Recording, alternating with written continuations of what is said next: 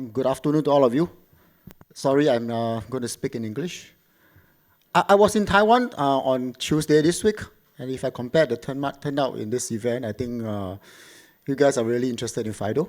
I can see that, and I think there's a tremendous interest in Passkey. The topic that I want to talk about is more focused on in highly regulated use cases, meaning from industry that are typically highly regulated.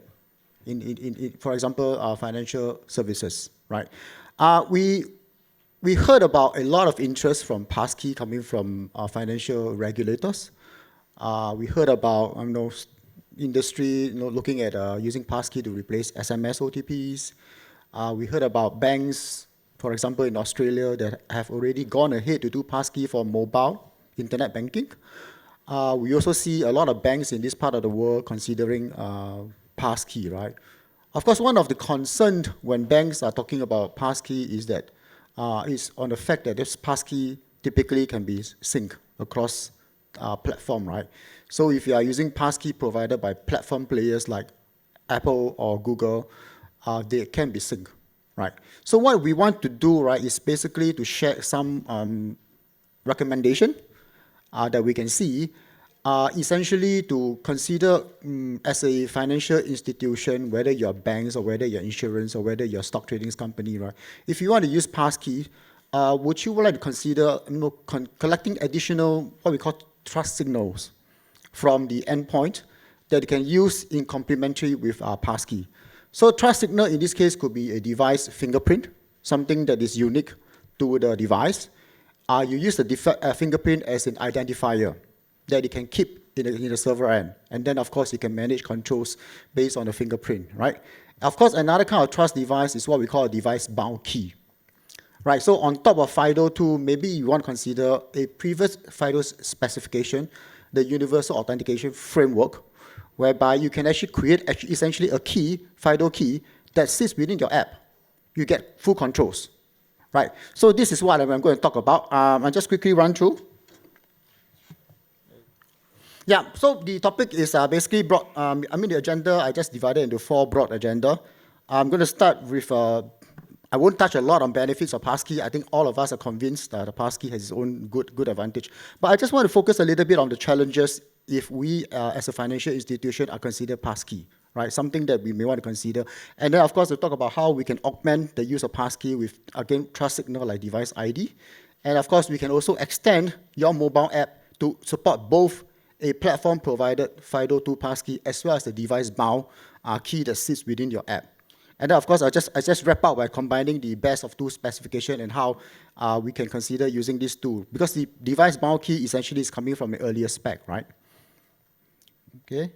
So I think the benefits else, again, I won't talk about. You hear a lot of previous speakers from this event, from previous event, talking about the benefits of Passkey. Essentially, is passwordless experience, right? Passkey is very good at replacing password, right? Phishing resistant, right? So if you don't use any credential that is, if you don't allow the user to enter any credential, typically it cannot be phished, right? So if you are not using SMS OTP, if there's no 6 digit that the user sees, then it cannot be phished. Seamless experience.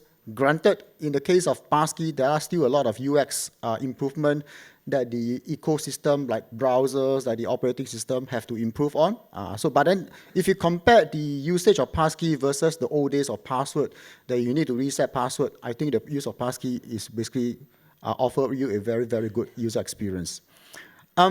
There's, of course, if you talk about the, I just accidentally pushed this one, right? So, of course, Passkey is basically based on strong cryptography.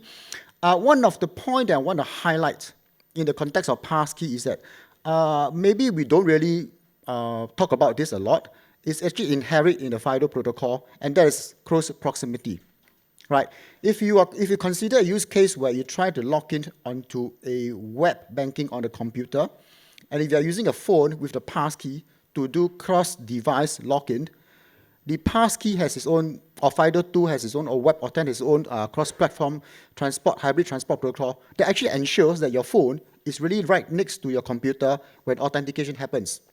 Now, this kind of close proximity, right, you typically don't get it in the old days when you talk about push notification, when you talk about scanning of QR code to log in, or when you talk about SMS, right? You cannot 100% guarantee that the phone is right next to the computer when authentication happens. Whereas in the context of Passkey or FIDO2, this hybrid protocol using a Bluetooth actually ensures that the phone is next to it. So this is actually something that's very important, something that coming from Singapore, right? The banks in Singapore are very, very interested in these close proximity features offered by Passkey, right? Now, challenges. I think one of the things that we need to be aware of, right, is that the Passkey lives on the phone outside your bank's app. Let's say you're a bank, right? You typically cannot determine how the platform players like Apple or Google sync the Passkey.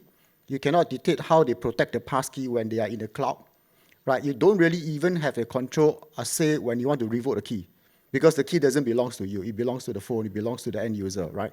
So, of course, again, in the case of Passkey, if you allow the Passkey to be synced all over the place, if as a bank, you are collecting behavioral biometrics, if you are collecting telemetry data from device, and you may end up getting inconsistent data, because at one point, the user is going to log in from his phone, next moment he's going to log in from his desktop, and then maybe from his iPad, right? So the behavior is going to be different. You may end up collecting a lot of different kind of signal for you to have a consistent fraud monitoring or behavioral analytics kind of solution. And maybe it may not be applicable in Japan, but if you come out of Japan, right, there are a lot of regulators, maybe in Singapore, in Hong Kong, or in Malaysia, that says when you want to implement software token, I consider Passkey as a software token, there is actually a requirement for device binding. That means the key must be bound to the phone. And so if you look at the context of Passkey, I think we typically cannot fulfill this device binding requirement, because you cannot ensure that the keys is on this phone only, or it could be in the cloud or another computer, right? So just coming from device binding alone, right, I think if you are using Passkey, if device binding is one of the consideration, you may want to add on with another device bound key that we talk about later on. Right? And now, of course, transaction signing. After you log in, attack may not happen during the logins, right? Attack happens after you log in. There could be remote access tools that try to tamper with your transaction. So that is where transaction signing is also quite prominent in the context of banking, especially what you see, what you sign. You want the user to really see the transaction information before he signs, before he approves that transaction, right? Transaction signing. So the last two challenges, device binding and transaction signing, is typically what you can actually achieve by using what we call a device bound key. We'll talk about this later, right? Now, just consider the first things that you want to, one of the first steps that you want to do when you want to use Passkey, right, is that we again acknowledge the fact that the key is sitting on a phone outside your app. So when you allow the user to register the first pair of key, you got to make sure that, especially for the banks, you want to make sure that the phone itself has no sign of malicious software that is capable of doing device takeover. Right? We know of a malicious software that has got Android accessibility control that can, technically speaking, take over the phone and behave like an end user. Right? So there are considerations, or there are additional technologies out there or solutions out there like mobile threat protection, application shielding that you may want to consider to make sure that the platform itself is safe in terms of health, the app itself is secure before you allow the phone to register the first passkey.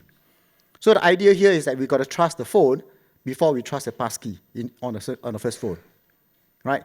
Now that you trust the phone, you could actually use a fingerprint. You could actually uniquely derive a fingerprint based on the hardware characteristic of the phone and use this as an ID that you can check behind. So this phone has got this key. This phone, you have already established that it's trusted, healthy, no malware. You create the first key. You copy the device. You actually keep track of the device ID on the server end. And now you can actually restrict control on passkey's login. Now, so even though, I don't know, maybe Frogster accidentally sync the passkey on his phone, if you use another phone to come to login, your server will know that this phone is a totally new phone because there's different device ID. So you can actually manage control. So while we cannot sync the passkey, you can actually limit the control of passkey. Now, if you do this, what happens if a user has a new phone? Right? You can actually use the change change trust command, right? Something that is commonly used in the industry when you want to introduce a new iPhone. Typically, Apple will ask you to use the original phone to authenticate before you can use the new iPhone, right? Likewise, you can use the same concept. You already have a phone that is, device ID is registered. If a user introduces a new device ID, you can actually use the original phone and then use it to elevate trust on a new phone. Right, so these are things that things like concept that you can actually consider when you want to implement a Passkey add-on, right? Now you talk about the two key concepts. Earlier I mentioned about the device bound key, right? So if you want to consider Passkey, why not consider a dual key approach, right? You create two keys. One key is Passkey that's managed typically by the platform. You create another keys that is based on UAF, Universal Authentication Framework. Full stack from a UAF client, UAF authentication specific module, and UAF authenticator. Everything sits within your app. So you have a key on a phone, you have a key in the app. The keys in the app is managed by your bank, right? The full life cycle is managed by the app. Now you suddenly have two keys that you can play around. It opens up a lot of combination, right? When you talk about chaining of trust earlier on, you can use a device bound key to change the trust. Okay? Now, if you consider the customer journey, typically user log in using Passkey, they just don't log into the banks just to look at balance, right? They want to do certain transaction. So in terms of customer journey, there is a login, there is a inquiry process looking at the balance. There could be some transaction going on. There could be some updates going on. Right, certain things like, I want to update my phone number, I want to add a new payee's account. These are transactions that is typically high risk. In the context of other regulator, they want you to sign the transaction. Likewise, before we go into the transaction, you could basically, assuming that you have some kind of monitoring system within your bank, fraud monitoring, behavioral analytics system, right? If you monitor the journey of the user, at a certain point, if you feel there's an abnormal behavior, for example, your behavioral analytics detect there's some abnormal behavior instead of swiping from left to right, you detect a fingerprint swipe from right to left. You may not want to terminate his session. You can actually trigger a silent authentication using the device bound key. Because the user logs in using the passkey. You don't want to fall back on the passkey to do step out. You use the device bound key that is sitting on the phone app itself to do a silent authentication. Right, so you actually adapt the risk by introducing another device bound key. And the customer journey typically is just, because it's silent, it's basically asking the user to provide another biometrics authentication. And then the authentication will happen between the mobile app and the server using the UAF protocol. Right, and lastly, if you talk about transaction signing, if you talk about having a need to protect the integrity of transaction from the moment it leaves your browser or leaves your mobile app, just to prevent any man-in-the-middle attack that happens after authentication, then you need to do transaction signing. And we're not talking about just signing the hash. We're talking about what you see, what you sign. That means you must have a way to display the full transaction information on the browser. The user maybe can match, this is what I'm trying to do on the browser, display on the mobile. The user can compare, this is what I make on the browser. User say approve, then you apply transaction signing to protect the integrity of this transaction so that nobody can change the content from this moment he left the banks, right? Leave the app itself.